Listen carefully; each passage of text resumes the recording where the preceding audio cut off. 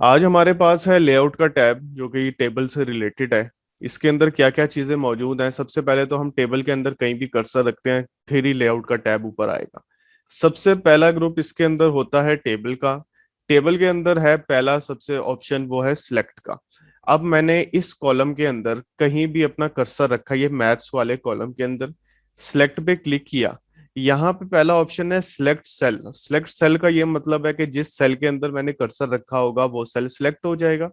Select cell पे मैं click करता हूँ, आप देख रहे हैं ये मैथ्स वाला जो सेल था खाली, ये वाला सिलेक्ट हो गया। ठीक है, जिस सेल में आपने कर्सर रखा होगा वो सिलेक्ट हो जाएगा। इसी तरह ये इंग्लिश वाले में अब मैं कर्सर रख रहा हूँ। इसके बाद सिलेक्ट में वापस चलता हूँ। यहाँ पे है सिलेक्ट कॉलम। ये पूरा कॉलम सिलेक्ट हो जाएगा, यानी कि आपने इंग्लिश वाले के अंदर अपना इंसर्शन पॉइंट रखा हुआ है तो ये पूरा वाला कॉलम सिलेक्ट हो जाएगा। आपने सिलेक्ट कॉलम पे क्लिक करना। सिलेक्ट कॉलम पे जैसे ही क्लिक किया ये पूरा कॉलम सिलेक्ट हो गया। ठीक हो गया। अब मैं यहाँ पे अपना कर्सर रखता हूँ जहाँ पे लिखा हुआ है मुबशिर, और उसके बाद सिलेक्ट पे क्लिक करता हूँ। और यहाँ पे तीसरे नंबर पे ऑप्शन है सिलेक्ट रो। सिलेक्ट रो पे जैसे ही क्लिक करूंगा तो मुबशिर वाली पूरी रो सिलेक्ट हो जाएगी। सिलेक्ट रो पे क्लिक किया तो देख रहे हैं कि मुबशिर वाली पूरी रो सिलेक्ट हो गई है। ठीक है, तो ये सिलेक्शन आप इस तरीके से कर सकते हैं। और इसके बाद यहाँ पे लास्ट ऑप्शन है सिलेक्ट टेबल। सिलेक्ट टेबल का ये मतलब है कि पूरा का पूरा टेबल सिलेक्ट हो जाए। सिलेक्ट टेबल पे क्लिक किया तो आप देख रहे हैं पूरा टेबल सिलेक्ट हो चुका है। अगर आप बाहर से भी टेबल को पूरा सेलेक्ट करना चाह रहे हैं तो आप यहाँ पे जो बटन एक बना हुआ है आपने इस पे क्लिक करना है, तो पूरा टेबल ऐसे सिलेक्ट हो जाएगा। ठीक है, सिलेक्शन करके फिर आप उनका कलर भी चेंज कर सकते हैं, साइज वगैरह भी टेक्स्ट का बढ़ा सकते हैं, शेडिंग भी कर सकते हैं। हमारे पास अगला यहाँ पे ग्रुप मौजूद है rows and columns. Rows and columns के ग्रुप की मदद से हम इंसर्ट कर सकते हैं, रोज को डिलीट कर सकते हैं, राइट पे इंसर्ट कर सकते हैं, कॉलम को लेफ्ट पे इंसर्ट कर सकते हैं। ठीक है, कैसे काम होता है। सबसे पहले है यहाँ पे डिलीट का ऑप्शन। मैंने यहाँ पे एक रो है ये आसिफ वाली। ठीक है, इसमें सिर्फ आसिफ वाले सेल के अंदर मैंने यहाँ पे अपना कर्सर रखा है। इसके बाद डिलीट में गया हूँ। डिलीट के अंदर पहली ऑप्शन मौजूद है डिलीट सेल्स, यानी कि आसिफ वाला जो सेल है वो डिलीट हो जाए। डिलीट सेल पे जैसे ही क्लिक करूंगा वो कहेगा कि ये आसिफ वाला अगर सेल डिलीट हो जाएगा तो बाकी फिर नीचे वाले सेल्स का क्या होगा, वो नीचे वाले सेल्स ऊपर शिफ्ट हो जाएं, लेफ्ट हो जाएं, राइट हो जाएं तो क्या हो। ठीक है, मैं शिफ्ट सेल्स अप कर देता हूँ यहाँ से और ओके करता हूँ। अब देखें आसिफ वाले सेल की जगह ये मुबशिर वाला सेल आ गया, क्योंकि आसिफ डिलीट हो गया तो नीचे जो डाटा था वो ऊपर चला गया। तो डिलीट सेल की कमांड आप यहाँ से इस्तेमाल कर सकते हैं। इसी तरह यहाँ पे क्लिक करते हैं। क्लिक करने के बाद यहाँ पे है डिलीट कॉलम्स। जिस सेल के अंदर मैंने कर्सर अपना रखा होगा वो वाला पूरा कॉलम डिलीट हो जाएगा। जैसे ही डिलीट कॉलम पे मैं क्लिक करूंगा तो यहाँ पे मैं डिलीट कॉलम पे क्लिक करता हूँ तो ये पूरा कॉलम डिलीट हो गया। ठीक है, फिर उसके बाद डिलीट में वापस चलते हैं। यहाँ पे है डिलीट रो। इस वक्त मेरा कर्सर जो है वो आसिफ वाली रो में मौजूद है। जैसे ही मैंने डिलीट रो पे क्लिक किया तो आसिफ वाली जो रो है वो पूरी की पूरी डिलीट हो गई है। ठीक है, तो रो डिलीट करने के लिए भी आप इसको इस्तेमाल कर सकते हैं। और इसके बाद लास्ट ऑप्शन है हमारे पास डिलीट टेबल का। डिलीट टेबल पे जैसे ही हम क्लिक करते हैं तो पूरा का पूरा टेबल ही डिलीट कर दिया जाता है। तो ये डिलीट्स की ऑप्शन यहाँ पे मौजूद थी। अच्छा, इसके बाद इंसर्ट करने की ऑप्शन हमारे पास आ रही हैं। एक है insert above, insert below, insert left और insert right. Insert above, above का मतलब होता है ऊपर। अगर मैंने यहाँ पे आसिफ वाली रो के अंदर अपना कर्सर रखा है और यहाँ पे दबाता हूँ इंसर्ट अबव, तो आसिफ से ऊपर एक रो इंसर्ट कर दी जाएगी, खाली रो। तो इंसर्ट अबव पे मैंने क्लिक किया तो आप देख रहे हैं कि आसिफ से ऊपर एक रो इंसर्ट हो गई है। इसी तरह यासिर यहाँ पे लिखा हुआ है, यासिर के अंदर मैं यहाँ पे रखता हूँ अपना इंसर्शन पॉइंट और फिर इंसर्ट अबव पे क्लिक करता हूँ। इंसर्ट अबव पे जैसे ही क्लिक किया तो यासिर से ऊपर एक रो इंसर्ट हो गई है। तो इंसर्ट अबव रो को ऊपर इंसर्ट करने के लिए इस्तेमाल होती है। ठीक है, जो चीज आपने सेलेक्ट की होगी जहां पे इंसर्शन पॉइंट होगा उससे ऊपर आपकी रो इंसर्ट हो जाती है। उसके बाद सेम वैसे ही है इंसर्ट बिलो। यहाँ पे मैंने आसिफ वाले सेल के अंदर अपना कर्सर रखा है और इसके बाद इंसर्ट बिलो पे मैं क्लिक करता हूँ। बिलो का मतलब होता है नीचे, यानी कि आसिफ से नीचे एक खाली रो इंसर्ट कर दी जाएगी। इंसर्ट बिलो पे जैसे ही क्लिक किया तो यहाँ पे आसिफ से नीचे एक रो, ब्लैंक रो इंसर्ट कर दी गई है। इसी तरह यहाँ पे मैं यासिर पे कर्सर रखता हूँ और यहाँ पे क्लिक करता हूँ इंसर्ट बिलो, तो यासिर से नीचे एक ब्लैंक रो इंसर्ट कर दी जाएगी। ठीक हो गया। इसी तरह यहाँ पे इंसर्ट लेफ्ट और इंसर्ट राइट, ये दो चीजें जो हैं ये कॉलम्स को इंसर्ट करने के लिए इस्तेमाल होती है। अगर मैं यहाँ पे इस कॉलम के अंदर यहाँ नेम पे कर्सर रखता हूँ और यहाँ पे क्लिक करता हूँ इंसर्ट राइट, तो इस कॉलम के राइट पे एक कॉलम और इंसर्ट कर दिया जाएगा, खाली कॉलम, ब्लैंक कॉलम। तो इंसर्ट राइट पे मैं यहाँ पे क्लिक करता हूँ, तो आप देख रहे हैं यहाँ पे एक कॉलम इंसर्ट हो गया। ठीक है। इसी तरह मैं अगर यहाँ पे इंग्लिश पे अपना कर्सर रखता हूँ और दबाता हूँ इंसर्ट लेफ्ट, तो इंसर्ट लेफ्ट करने से इंग्लिश से लेफ्ट पे यानी कि उल्टे हाथ की तरफ एक कॉलम इंसर्ट कर दिया जाएगा। इंसर्ट लेफ्ट पे क्लिक किया तो आप देख रहे हैं इंग्लिश ये लिखा हुआ है और इससे लेफ्ट पे यानी कि उल्टे हाथ की तरफ एक कॉलम इंसर्ट कर दिया गया है। ठीक है। सेम अगर आपने ये चीजें डिलीट करनी है तो मैंने आपको डिलीट दो तरीकों से बताया। आपने पहले पूरा कॉलम सेलेक्ट करना है, ऐसे ऊपर दबाना है जैसे ये माउस का पॉइंटर है, और फिर बैक स्पेस दबाना है, ये कॉलम डिलीट हो जाएगा।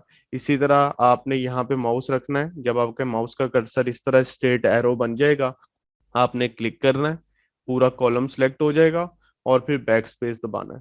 अगर रो को डिलीट करना चाह रहे हैं तो इस तरह टेबल से बाहर जब माउस टेढ़ा हो जाता है आपने क्लिक करना है, पूरी रो सेलेक्ट हो जाएगी और फिर बैक स्पेस। इसी तरह यहाँ पे बैक स्पेस, फिर बैक स्पेस और फिर बैक स्पेस। तो आप इस तरीके से इन चीजों का इस्तेमाल कर सकते हैं।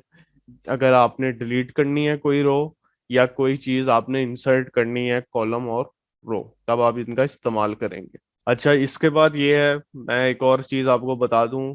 अब देखें, मेरा यहाँ पे कर्सर मौजूद है 93 के ऊपर। अब यहाँ पे नीचे कोई रो नहीं है, ये लास्ट एक किस्म का सेल मौजूद है। लेकिन अगर मैं यहाँ पे टैब दबाता हूँ, टैब से नेक्स्ट सेल में जाते हैं ना, तो जैसे ही टैब दबाऊंगा तो ऑटोमेटिकली नीचे नई रो इंसर्ट हो जाएगी।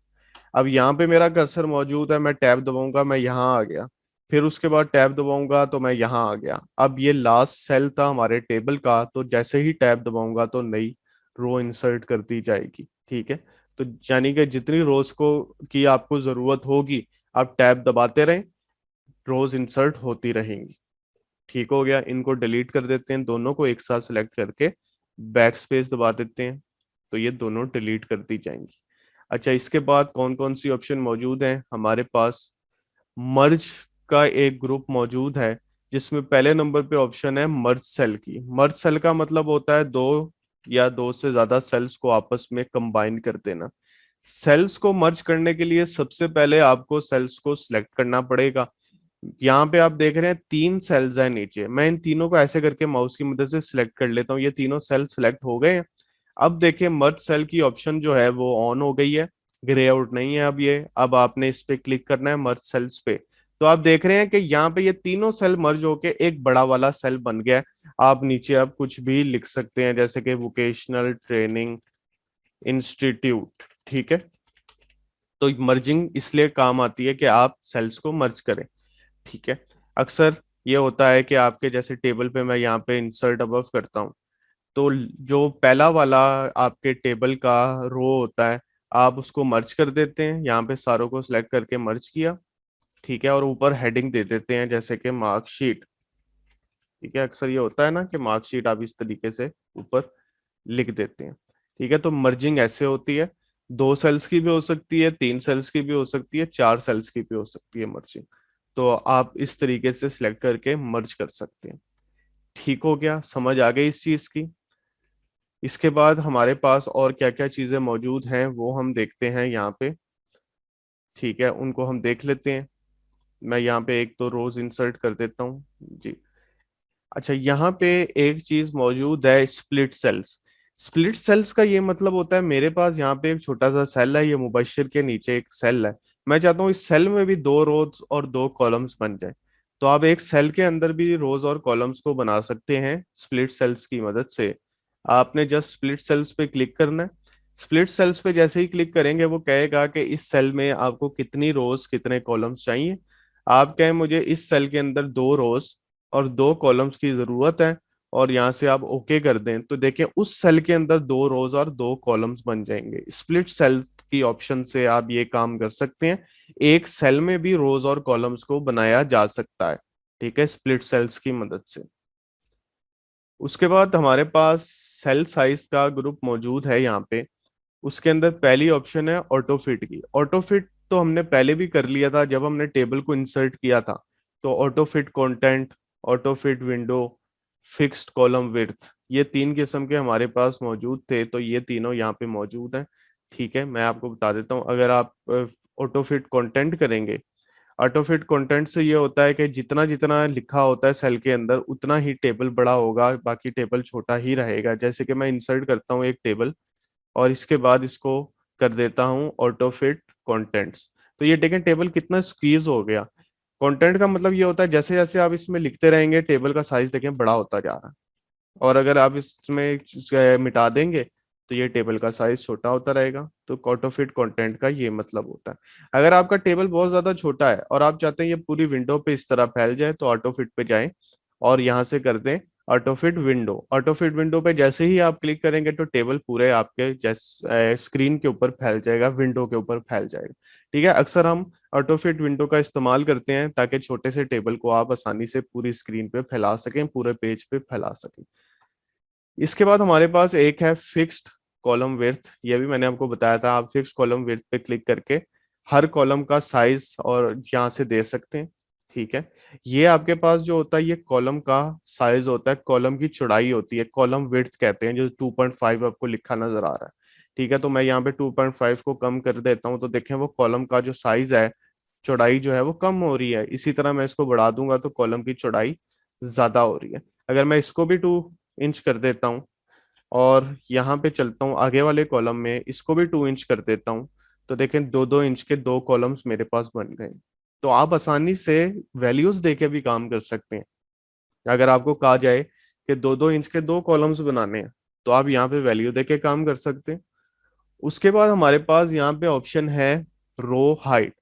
रो हाइट का मतलब होता है कि आपकी रो कितनी बड़ी है। जैसे कि अगर मैं यहाँ से माउस की मदद से स्क्वीज करके रो को बढ़ा देता हूँ, तो देख रहे हैं कि रो की हाइट जो है वो बढ़ रही है, रो कितनी ज्यादा चौड़ी हो गई है। ठीक है, तो आप इस तरीके से भी काम कर सकते हैं। आप यहाँ से माउस की मदद से कर लें या ऊपर वैल्यू देके भी काम हो सकता है। अगर मैं कहूँ रो की जो हाइट है वो 3 इंच की होनी चाहिए, तो आपने 3 इंच पे क्लिक किया तो देख रहे हैं कि रो की हाइट जो है वो 3 इंच हो गई। जितनी रोज आपने सेलेक्ट की होगी उतनी ही रोज के ऊपर काम हो रहा होगा। अगर मैं दोनों को सिलेक्ट कर लेता हूँ पूरे टेबल को ही, और फिर यहाँ से देता हूँ 1 इंच, तो सारी रोज 1-1 इंच की हो जाएंगी। और अगर कॉलम भी 1 इंच का करता हूँ तो सारे जितने कॉलम सेलेक्ट हैं इस वक्त सारे 1 इंच के हो जाएंगे। तो रो हाइट भी 1 इंच हो गई और कॉलम विड्थ भी 1 इंच हो गए। ठीक है, तो इस तरीके से आप काम कर सकते हैं। अच्छा, आपको एक ऊपर टेबल दिखाई दे रहा है। ठीक है, टेबल में क्या है, कुछ रोज का साइज बड़ा है, कुछ रोज का साइज छोटा है। ठीक है, यानी कि आप ये नहीं कह सकते कुछ रोज जो है वो सारी की सारी रोज जो है वो इक्वल है। ये देखें ये वाली रो जो है वो काफी चौड़ी है, फिर उसके बाद छोटी रो आ गई है। इसी तरह कॉलम पहला वाला काफी बड़ा है, दूसरा वाला छोटा है। ठीक है, ऐसे ही है ना। अब आप डिस्ट्रीब्यूट करते हैं, डिस्ट्रीब्यूट का मतलब होता है सारी रोज और कॉलम्स एक जितने हो जाते हैं। अगर मैं डिस्ट्रीब्यूट कॉलम्स पे क्लिक करता हूं तो आप देख रहे हैं सारे कॉलम्स जो थे वो एक जितने हो गए। अगर आप पहले देखेंगे तो पहला वाला कॉलम काफी बड़ा है और फिर बाकी 2 जो कॉलम है वो छोटे हैं। डिस्ट्रीब्यूट कॉलम्स पे जैसे ही क्लिक करूंगा तो सारे कॉलम्स एक जितने हो जाएंगे साइज के। डिस्ट्रीब्यूट कॉलम पे क्लिक किया तो आप देख रहे हैं तीनों कॉलम्स एक जितने हो गए। इसी तरह यहाँ पे आप रोज को देखें, पहली वाली रो ज्यादा मोटी है, दूसरी छोटी है, फिर तीसरी वाली मोटी है, ठीक है, चौथी वाली फिर छोटी है। अगर आप डिस्ट्रीब्यूट करना चाह रहे हैं रोज को, आप चाहते हैं सारी रोज का साइज इक्वल हो जाए, तो आप डिस्ट्रीब्यूट रोज पे क्लिक करें। डिस्ट्रीब्यूट रोज पे क्लिक किया तो सारी इक्वल हो गई हैं। ठीक है, सारी की सारी रोज जो है वो इक्वल कर दी गई हैं। तो आप इस तरीके से भी काम कर सकते हैं। ठीक हो गया बेटा। तो ये था distribute rows and distribute columns की हमारे पास कमांड मौजूद थी। इसके बाद हमारे पास आगे अलाइनमेंट से रिलेटेड कुछ चीजें आ रही हैं। अलाइनमेंट से रिलेटेड चीजें देख लेते हैं कि उनमें क्या चीजें मौजूद हैं। जी, हमारे पास सबसे पहले है जी लेफ्ट अलाइन। ठीक है, फिर उसके बाद सेंटर है, फिर मिडल है, ये चीजें हम देखते हैं कैसे। आप देख रहे हैं जब भी कोई चीज लिखी जाती है एक सेल के अंदर, वो ऊपर लगी होती है, बिल्कुल कॉर्नर पे लेफ्ट साइड पे होती है और ऊपर लगी होती है। देखें यहाँ भी तो इतनी स्पेस है, तो ये अलाइनमेंट्स है। इसकी अलाइनमेंट्स कितनी तरह की होती हैं। पहली वाली अलाइनमेंट जो लगी हुई है वो align top left. Top left का मतलब है ऊपर रहे और लेफ्ट साइड पे रहे। इसके बाद दूसरे नंबर पे हमारे पास ऑप्शन है टॉप सेंटर। टॉप सेंटर पे जैसे ही क्लिक करेंगे तो देखें आसिफ जो है वो सेंटर में आ गया, है वो टॉप पे ही, लेकिन वो सेंटर में आ गया। इसी तरह टॉप राइट पे क्लिक करते हैं तो ये जो आसिफ लिखा हुआ था ये राइट साइड पे लग गया। ठीक है, इसी तरह यहाँ पे है सेंटर लेफ्ट। सेंटर लेफ्ट पे क्लिक करते हैं तो आप देखें यहाँ आ गया और लेफ्ट साइड पे। फिर उसके बाद है सेंटर। ठीक है, मिडल सेंटर वैसे इसको बोला जाता है। यहाँ पे खाली सेंटर लिखा हुआ है कि आसिफ बिल्कुल सेंटर में, ऊपर से भी और लेफ्ट साइड से भी, दोनों चीजों सेंटर में आ रहा है। इसी तरह ये राइट। फिर है बॉटम, बॉटम सेंटर और बॉटम राइट। तो इनमें से आप कोई भी अलाइनमेंट इस्तेमाल कर सकते हैं। 9 अलाइनमेंट्स होती हैं।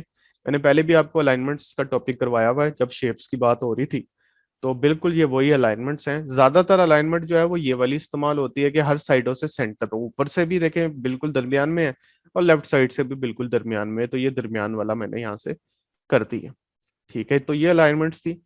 आगे आ जाए, आगे है टेक्स्ट डायरेक्शन। टेक्स्ट डायरेक्शन का ये मतलब है कि आपका जो टेक्स्ट लिखा हुआ है वो किस सिमत में मौजूद है। लेफ्ट से राइट की तरफ लिखा हुआ है, लेफ्ट से राइट की तरफ लिखा है ना, ASIF, लेफ्ट से राइट की तरफ। इंग्लिश हमेशा लेफ्ट से राइट की तरफ लिखी जाती है। उसके बाद यहाँ पे टेक्स्ट डायरेक्शन में आपने क्लिक करना है, तो अब आप देख रहे हैं कि आसिफ इस तरह ऊपर से नीचे लिखा हुआ है। फिर टेक्स्ट डायरेक्शन पे क्लिक करेंगे, अब आसिफ इस तरह नीचे से ऊपर की तरफ लिखा हुआ है। फिर टेक्स्ट डायरेक्शन पे क्लिक करेंगे तो वो डायरेक्शन ठीक हो जाएगी। तो ये 3 किस्म की डायरेक्शन यहाँ पे हमें दी गई है टेबल के अंदर। आप इस तरीके से भी काम कर सकते हैं अगर आप लिखना चाह रहे हैं। ठीक हो गया। इसके बाद हमारे पास है सेल के मार्जिन्स। सेल के मार्जिन्स होते हैं कि लेफ्ट साइड से सेल के अंदर कितनी स्पेस छोड़ी हुई है, ऊपर से सेल के अंदर कितनी स्पेस है, लेफ्ट से कितनी है, राइट से कितनी है। या तो आप अलाइनमेंट का इस्तेमाल करते हैं या फिर आप सेल मार्जिन का इस्तेमाल करते हैं। तो दोनों चीजें आप एक साथ इस्तेमाल नहीं करेंगे, या आप अलाइनमेंट करेंगे या आप सेल के मार्जिन करेंगे। तो सेल मार्जिन पे क्लिक करते हैं। यहाँ पे एक ऑप्शन आ गया हमारे पास। यहाँ पे वो कह रहा है कि टॉप से कितना मार्जिन आपने छोड़ना है। तो टॉप से मैं कहता हूँ कि यहाँ पे 0.6 या 0.7 छोड़े। बॉटम से वो 0.2 छोड़े स्पेस। यहाँ से 0.2 और यहाँ से 0.1। तो ये मैंने बता दिया कि टॉप से जो डिस्टेंस है ना वो 0.07 हो, बॉटम से 0.02 हो, लेफ्ट से 0.02 हो, राइट से 0.01 हो। इस पे क्लिक किया तो यहाँ पे देखें इतनी इतनी स्पेसेस उसने अपने हिसाब से कर ली। ठीक है, ये थे सेल्स मार्जिन। तो आप इनको अपनी मर्जी से कम ज्यादा करके देख सकते हैं। 1 इंच करते हैं, 2 इंच करते हैं, ठीक है, ये आपकी मर्जी है कि आप अगर देखना चाह रहे हैं कि क्या इफेक्ट हो रहा है तो हम इन चीजों को बढ़ा के और फिर उसके बाद ओके पे क्लिक करेंगे। अब वो देखें ऊपर से उसने इतनी स्पेस छोड़ दी, लेफ्ट से कम है, नीचे से काफी ज्यादा है, फिर राइट। तो ये मार्जिन होते हैं सेल के अपने मार्जिन। कि अगर मैं आपको कहता हूँ कि सेल के मार्जिन ये होने चाहिए कि टॉप से 1 इंच हो, लेफ्ट से 2 इंच हो, राइट से 2 इंच हो और बॉटम से 3 इंच, तो आप यहाँ से कर सकते हैं। सेल्स मार्जिन में वापस चलते हैं। सेल्स मार्जिन में चल के यहाँ पे अलाउ स्पेसिस बिटवीन सेल। अभी तो देखें हर सेल एक दूसरे के साथ जुड़ा हुआ है। ठीक है, ये इस सेल के फौरन बाद दूसरा सेल आ रहा है। अगर मैं यहाँ पे अलाउ स्पेसिस बिटवीन सेल करता हूँ, यानी कि दो सेल्स के दरमियान स्पेस, कितनी स्पेस हो, मैं कहता हूँ दो सेल्स के दरमियान 0.5 इंच की या 0.4 इंच की स्पेस होनी चाहिए। तो यहाँ से मैंने 0.4 इंच कर दिया अलाउ स्पेसिस बिटवीन सेल और ओके किया। अब आप देख रहे हैं कि दूसरा वाला सेल उसके बाद शुरू हुआ है, यहाँ पे कितनी ज्यादा स्पेस आ गई है। कि ये एक सेल है आसिफ वाला और उसके बाद हमारे पास 0.5 इंच की स्पेस है और उसके बाद फिर यहाँ पे अगला सेल आया। ठीक है, अक्सर आपके कैलेंडर्स इसकी मदद से इस तरह से बनाए जाते हैं, अलाउ स्पेसेस बिटवीन सेल्स की मदद से। अच्छा, इसके बाद यहाँ पे और क्या चीजें मौजूद हैं। इसके बाद यहाँ पे है सॉर्ट। सॉर्ट करने का मतलब होता है तरतीब देना। पहले भी होम में हम ये चीज कर चुके हैं। अब यहाँ पे दोबारा हम देख लेते हैं कि सॉर्टिंग क्या होती है। मैं यहाँ पे एक टेबल बना लेता हूँ। जैसे ये बना हुआ है, यहाँ पे लिखा हुआ है आसिफ। इसी तरह नीचे लिख देता हूँ मुबीन। ठीक है, इसी तरह लिखता हूँ यासिर। फिर उसके बाद यहाँ पे लिखता हूँ। इस तरीके से मैंने एक टेबल बना ली है। टेबल बनाने के बाद मैं इसकी थोड़ी सी सेटिंग कर लेता हूँ, ठीक है। यहाँ से इसकी अलाइनमेंट चेंज कर देता हूँ। सेल मार्जिन मैं यहाँ से 0 0 कर देता हूँ इसको, ठीक है। और यहाँ से कर देता हूँ ओके। जी, मेरे पास एक छोटा सा मैंने एक टेबल बना लिया, ठीक है। आगे मैं कोई भी मार्क्स लिख देता हूँ, जैसे कि यहाँ पे 80, इस बच्चे का 85, इसके आए 90 और इसके आए 95। एक छोटी सी मार्कशीट मैंने बना ली है एक सब्जेक्ट्स की, ठीक है। अब यहाँ पे है सॉर्टिंग। सॉर्टिंग का मतलब होता है तरतीब देना। अगर मैं तरतीब देना चाह रहा हूँ, मैं चाहता हूँ कि ए से शुरू होने वाला नाम सबसे ऊपर आए, फिर बी वाले आए, फिर सी वाले, फिर डी आए। अभी देखें कोई तरतीब नहीं है, पहले शुरू भी ए से हो रहा है, खत्म भी ए से हो रहा है, फिर वाई से नाम आ रहा है, फिर एम से आ रहा है। तो आप अगर तरतीब देना चाह रहे हैं एक टेबल को, तो आप सॉर्टिंग से दे सकते हैं। आपने जस्ट सॉर्ट पे क्लिक करना है। सॉर्ट पे क्लिक करने के बाद वो कह रहा है कैसे आपने कॉलम 1 की सॉर्टिंग करनी है। आपने ये जो नाम था, तो यहाँ से आपने कॉलम 1 सेलेक्ट करना है। उसके बाद टेक्स्ट, ये दोनों चीजें ऐसे ही आप सिलेक्ट रहने दें। और यहाँ से असेंडिंग ऑर्डर या डिसेंडिंग। असेंडिंग का मतलब होता है ए से लेकर जी, के पहले ए आए, फिर बी, फिर सी, फिर डी और एंड पे जी आए। डिसेंडिंग का मतलब होता है पहले जी आए, ठीक है, फिर वाई आए, एक्स आए, डब्ल्यू आए, ठीक है। इस तरीके से उल्टी गिनती जो होती है। असेंडिंग पे क्लिक करते हैं तो आप देख रहे हैं सबसे ऊपर अब्दुल कादिर आ गया, फिर आसिफ आ गया, फिर मुबीन आ गया, यासिर आ गया। अच्छा, याद रहे कि अब्दुल कादिर के जो मार्क्स थे वो हमेशा उसके साथ ही ऊपर नीचे होंगे। ये नहीं होगा कि सिर्फ आसिफ ऊपर चला जाएगा, अब्दुल कादिर की जगह मार्क्स अपनी जगह पे मौजूद रहेंगे। पूरी रो जो होती है वो ऊपर नीचे होती है, पूरी पूरी रो, ठीक है। जैसे अब्दुल कादिर के जो मार्क्स थे वो पूरे के पूरे नीचे रो आ गई है, इसी तरह पूरी की पूरी रो ऊपर चली गई है। अब दोबारा सॉर्टिंग में चलते हैं। अब यहाँ पे है सॉर्टिंग डिसेंडिंग। डिसेंडिंग पे क्लिक करते हैं तो जो नाम वाई से स्टार्ट हो रहा था वो भी, उसके मार्क्स भी वो ऊपर आ गए हैं, फिर एम आया, फिर ए, और फिर लास्ट पे दोबारा से ए आ गया। सॉर्टिंग जरूरी नहीं है आप पहले कॉलम के हिसाब से करें। अब हम दूसरे कॉलम में कर्सर रखते हैं, सॉर्टिंग पे क्लिक करते हैं, यहाँ पे हम कॉलम 2 सेलेक्ट कर लेते हैं। और यहाँ पे नंबर आ गया कि जिसके नंबर सबसे ज्यादा है वो सबसे पहले आए। तो यहाँ पे हम डिसेंडिंग करते हैं, यानी कि 90 वाला सबसे पहले आए तो ओके किया। या अब देखें जिसके सबसे ज्यादा नंबर है वो 95 है, तो 95 वाला ऊपर आया, फिर 90, फिर 85 और फिर उसके बाद 80 वाला। तो ये सॉर्टिंग हो गई। रिपीट हेडर रो पे हम जब क्लिक करते हैं, अब मैंने यहाँ पे कर्सर रखा है, पहली वाली रो को बोला जाता है header row. Repeat header row पे क्लिक किया, ठीक है, ये ऑन हो गया बटन। अब इसका मकसद क्या होता है कि जब भी मैं इतना बड़ा टेबल बना लेता हूँ कि दूसरे पेज पे चला जाता है मेरा कर्सर, ठीक है।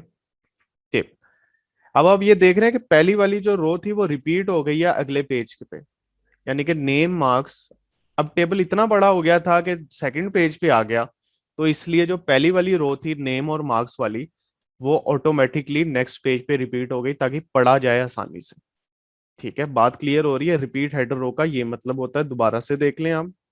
मैं यहाँ से रिपीट हेडर रो पे एक बार मैंने इस बटन पे क्लिक किया, ये बटन ऑन हो गया। अब मैंने टेबल इतना बड़ा बना लिया, ये देखें, मैं यहाँ से यहाँ पे लिखता हूँ काफी सारा, ठीक है, ठीक है। अब देखें इतना बड़ा टेबल बन गया कि नेक्स्ट पेज पे चला गया काम, तो ऑटोमेटिकली पहली वाली जो रो थी वो रिपीट हो जाएगी ऊपर, नेम और मार्क्स वाली। देखें ये मैंने नहीं लिखा नेम और मार्क्स, ये ऑटोमेटिकली लिखी आई है। अगर आप तीसरे पेज पे भी ले जाएंगे टेबल, तो तीसरे पेज पे भी पहली रो जो होगी वो रिपीट हो जाएगी। इसी का नाम होता है रिपीट हेडर रो। बाजों का तो ऐसा होता है कि आपका एक टेबल जो होता है वो 2 से 3 पेजेस पे चला जाता है, ठीक है। हमारे पास ये देखें, ये एक टेबल है। मैं रिपीट हेडर रो नहीं करता, मैं यहाँ से बटन बंद कर देता हूँ, ठीक है। मैं इतना बड़ा टेबल बनाया तो देखें अब ये टेबल जो है ना नेक्स्ट पेज पे चला गया। अब फर्ज करें आप नेक्स्ट पेज पे काम कर रहे हैं, तो आपको नहीं पता कि पहला वाले कॉलम का क्या नाम है, दूसरे वाले कॉलम का क्या नाम है, ठीक है। पहला वाला कॉलम तो नेम है, सेकंड वाला कॉलम मार्क्स है। अब मैं चाहता हूँ यहाँ भी नेम और मार्क्स लिखा है, तो वैसे तो मुझे खुद से लिखना पड़ेगा ना ऐसे, लेकिन ये है कि आप अगर रिपीट हेडर रो की ऑप्शन को ओके कर देते हैं, चेक कर देते हैं यहाँ पे, तो ऑटोमेटिकली यहाँ नेम और मार्क्स जो है लिखा आ जाएगा पहली रो के ऊपर, नेक्स्ट पेज के ऊपर। इसी तरह मैं इस टेबल को और बढ़ा देता हूँ, ये तीसरे पेज पे शिफ्ट हो जाएगा, तो देखें ऊपर नेम और मार्क्स लिखा आ गया। फिर अगर चौथे पेज पे कर देता हूँ, तो चौथे पेज पे भी ये ऑटोमेटिकली रिपीट हो रहा है। हेडर रो कहते हैं पहली रो को, ठीक है, पहली रो रिपीट हो जाएगी हर पेज के ऊपर। अच्छा, कन्वर्ट टू टेक्स्ट। आपने यहाँ पे एक टेबल को सिलेक्ट किया और फिर कन्वर्ट टू टेक्स्ट पे क्लिक कर दिया। अब इसका ये मतलब होता है कि टेबल खत्म हो जाए और आम टेक्स्ट बन जाए। ये जो टेबल के अंदर जो जो लिखा हुआ है ये आम टेक्स्ट बन जाए। तो कन्वर्ट टू टेक्स्ट पे आपने क्लिक किया और इसके बाद यहाँ पे हम टैब पे क्लिक करते हैं। इसका ये मतलब है नेम लिखा हो, आगे टैब दबाया जाए, तो टैब पे क्लिक करके जस्ट आपने ओके करना है। अब आप देख रहे हैं कि ये टेबल खत्म हो गया, ये अब टेबल नहीं रहा, ये आम टेक्स्ट बन गया। यहाँ पे नेम था, उसने नेम के बाद टैब दबाया और फिर मार्क्स, फिर अब्दुल कादिर है, फिर उसने टैब दबा के 95 लिखा, फिर यासिर है, फिर उसने 90 लिखा। ठीक है, दोबारा से देख लें, कन्वर्ट टू टेक्स्ट पे आपने एक टेबल को सिलेक्ट किया। मैं चाहता हूँ टेबल तो खत्म हो जाए लेकिन टेबल का अंदर जो टेक्स्ट लिखा हुआ है वो सलामत रहे। तो आपने कन्वर्ट टू टेक्स्ट पे क्लिक किया। कन्वर्ट टू टेक्स्ट पे क्लिक करने के बाद यहाँ पे आपने क्लिक किया टैब्स के ऊपर, के बीच में टैब दबे और यहाँ पे कर दिया ओके। अब देखें नेम के बाद एक टैब दबा और फिर उसने मार्क्स लिख दिया। अब ये टेबल नहीं रहा, ये टेबल खत्म हो गया। ठीक है, तो ये कन्वर्ट टेक्स्ट टू टेबल की कमांड होती है, ये आम टेक्स्ट इसने बना दिया। अब दोबारा से मैं इसी ऑप्शन में वापस जाता हूँ, इस टेबल को सिलेक्ट करता हूँ। टेबल को सिलेक्ट करने के बाद कन्वर्ट टू टेक्स्ट पे क्लिक करता हूँ। इस बार टैब की जगह मैं यहाँ पे अदर्स में जाके कॉलन दे देता हूँ।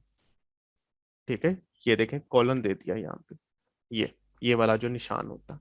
अब देखते हैं इस निशान से क्या होगा। अदर पे क्लिक किया यहाँ से और यहाँ पे कॉलन वाला निशान दे दिया और उसके बाद नीचे ओके पे क्लिक किया।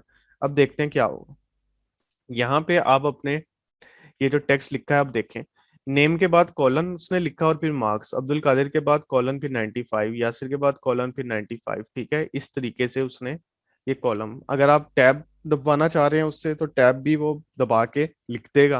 अगर कॉलन या कोई अपनी मर्जी से आप लेटर लिखना चाह रहे हैं तो इस तरीके से वो कन्वर्ट कर देगा टेबल को टेक्स्ट में। अच्छा, अब मैं चाहता हूं कि इस टेक्स्ट को दोबारा टेबल में कन्वर्ट कर दिया जाए। अब आपने ये देखना है कि यहाँ पे कॉलन कॉलन लगे हुए हैं ना, कॉलन लगे हुए हैं यहाँ पे। अब आपने इस कॉलन को देखना है, आपने उससे कहना है जहां जहां पे कॉलन दबा हुआ है वहां पे एक नया कॉलम बन जाए, यानी कि ये आसिफ जो है ये एक कॉलम के अंदर आए और ये जो 80 जो है ये दूसरे कॉलम में, क्योंकि बीच में एक कॉलन का साइन है। तो ये कॉलन का साइन एक किस्म की बाउंड्री है जो बता रहा है कि आसिफ एक अलहदा कॉलम है और 80 जो है वो एक अलहदा कॉलम है। ठीक है, अब आपने सबको करना है सिलेक्ट। सिलेक्ट करने के बाद आपने जाना है इंसर्ट में, इस बार इंसर्ट में जाना है। स्टेप नंबर 1 ये था, हमने सेलेक्ट किया अपने पूरे टेक्स्ट को, उसके बाद हम सेकंड स्टेप में गए इंसर्ट के ऊपर। थर्ड स्टेप है टेबल पे गए हैं, टेबल पे गए हैं और फिर तीसरे नंबर पे ऑप्शन है convert text to table. Convert text to table पे क्लिक किया और यहाँ पे जस्ट आपने अब ओके पे क्लिक करना है। यहाँ पे सेपरेट टेक्स्ट खुद ब खुद कॉलन दिया हुआ होगा, ये देखें सेपरेट टेक्स्ट एट कॉलन, वो कह रहा है जहाँ पे उसको कॉलन दिखाई देगा वहां पे वो एक नया कॉलम बना देगा। ठीक है, और यहाँ से आपने करना है ओके। तो आप देख रहे हैं जो आपका टेक्स्ट पहले से लिखा था वो अब टेबल में कन्वर्ट कर दिया गया है दोबारा से। इसी तरह जी आगे आ गए हैं फॉर्मूलाज। फॉर्मूलाज देखते हैं कैसे लगते हैं। यहाँ पे मैं एक नई रो बना रहा हूँ टोटल की। अच्छा, मैं चाहता हूँ कि ये जो यहाँ पे एक सेल बना है मेरे पास मार्क्स का, यहाँ पे वो टोटल करके बता दे कि टोटल मार्क्स कितने बनते हैं ये। ठीक है, ये टोटल कितने बनते हैं। तो यहाँ पे आपने अपना कर्सर रखना है लास्ट वाले सेल पे। डेटा के ग्रुप के अंदर है फॉर्मूला, फॉर्मूला पे क्लिक करना है। फॉर्मूला के ऊपर कौन सा फॉर्मूला लगाना चाह रहे हैं आप, तो यहाँ पे हमारे पास पहला जो फॉर्मूला होता है वो होता है सम का। सम का मतलब है सब प्लस हो जाए, is equal to sum above. Above का मतलब है ऊपर वाली वैल्यू जितनी हो वो प्लस हो जाए। आपने कुछ नहीं करना, जस्ट ये पहले से लगा होगा। ठीक है और कौन कौन से यहाँ पे फॉर्मूलाज मौजूद हैं, एवरेज है, काउंट है, खैर ये छोड़ें, आप सिर्फ सम पे ध्यान दें और आपने कर देना ओके। अब उसने देखें ऑटोमेटिकली सम करके हमें दिखा दिया, जितने भी ऊपर हमारे पास लिखे हुए थे नंबर उनका उसने कर दिया है सम। ठीक हो गया। इसी तरह अब मैं इस चीज को थोड़ा सा डिफरेंट कर देता हूँ, यहाँ पे एक कॉलम इंसर्ट करता हूँ। ठीक है, मैं कहता हूँ ये वाले जो मार्क्स हैं ये हैं मैथ्स के, और आगे जो मैं मार्क्स लिखूंगा वो हैं इंग्लिश के। और उसके बाद एक कॉलम इंसर्ट करके कहता हूँ कि यहाँ पे बच्चे का पूरा टोटल आ रहा हूँ। ठीक है, यहाँ पे बच्चों का एक टोटल आ रहा होगा। तो देखते हैं अब ये कैसे काम होगा। मैथ्स में बच्चे के 85 आए, यहाँ पे मैं कहता हूँ 90 आए, यहाँ पे 85 आए, 80 आए, 82 आए, 83 आए और 81 आए।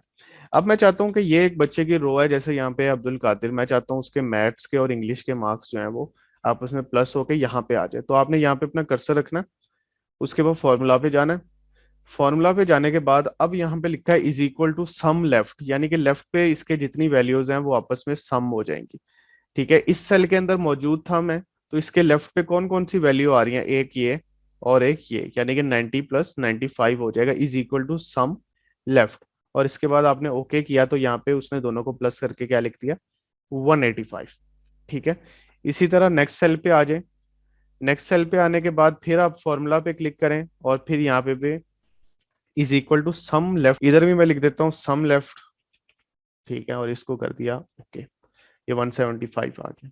ठीक है, तो आप इस तरीके से भी काम कर सकते हैं फॉर्मूलाज के थ्रू। कि अगर फॉर्मूलाज आप लगाना चाह रहे हैं, वैसे इतने अच्छे फॉर्मूलाज तो इसके अंदर लगते नहीं है, लेकिन फिर भी अगर आप MS वर्ड का फायदा उठा के फॉर्मूला लगाना चाहते हैं तो आप लगा सकते हैं। जो ऐड करने का फॉर्मूला होता है एडिशन का, उसको हम बोलते हैं सम का फॉर्मूला। एडिशन का जो फॉर्मूला होता है उसको हम कहते हैं सम का फॉर्मूला। फिर उसके बाद एक बड़ी चीज इंपॉर्टेंट है, every formula starts from equals to, यानी कि हर फॉर्मूला इक्वल्स टू के साइन के साथ शुरू होता है। सम का जो फॉर्मूला है वो भी इक्वल्स के साइन के साथ स्टार्ट होगा, इक्वल्स टू सम। ठीक है, और उसके बाद लेफ्ट लिख दिया अगर ब्रैकेट के अंदर, और फिर ब्रैकेट को क्लोज कर देना है, यानी कि लेफ्ट पे जितनी वैल्यूज थे वो सारे सम हो जाएं। अगर आपका सब कर्सर नीचे, आप चाहते हो ऊपर वाली वैल्यू सम हो जाए, तो आप लिखेंगे इक्वल टू सम और अबव। ठीक है, तो ऐसे भी आप काम कर सकते हैं, फॉर्मूलाज आप लगा सकते हैं MS वर्ड के अंदर भी। यहाँ पे एक और चीज मैं आपको बता दूं। ठीक है, ये आप लिख भी लें, शॉर्ट कीज हैं। ये होता है Ctrl F9। Ctrl F9 से फील्ड कोड लगा सकते हैं आप। ये मैं बताता हूँ फील्ड कोड्स क्या होते हैं, पहले आप लिख लें। और फिर है शो फील्ड कोड्स। ठीक है, दो हमारे पास होते हैं कि Alt F9 और Ctrl F9। Ctrl F9 के थ्रू आप फील्ड कोड्स इंसर्ट कर सकते हैं, फॉर्मूला की ब्रैकेट आ जाएगी, उस ब्रैकेट के अंदर आप आसानी से फॉर्मूला लिख सकते हैं। अच्छा, यहाँ पे मैं आपको बता दूं, मैं फर्ज करो यहाँ पे मैंने कर्सर रखा, यहाँ पे मैंने कर्सर रखा और फिर दबाया Ctrl F9। Ctrl F9 जैसे ही दबाया, आप देख रहे हैं ब्रैकेट आ गई ऑटोमेटिकली Ctrl F9 दबाने से।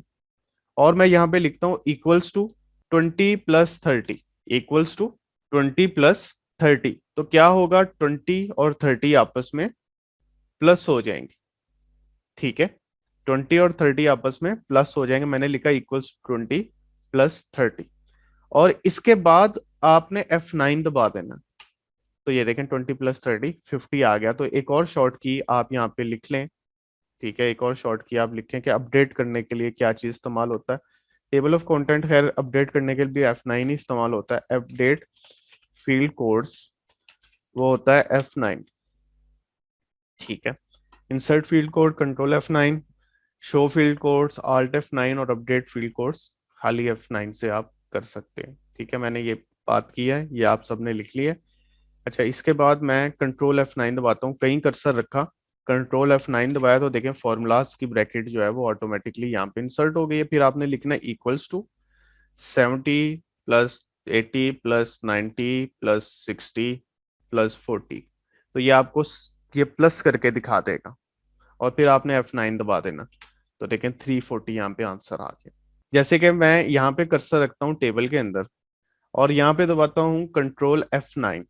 मैं यहाँ पे रेड कलर कर रहा हूँ ताकि आपको वाज़िया दिखाई दे।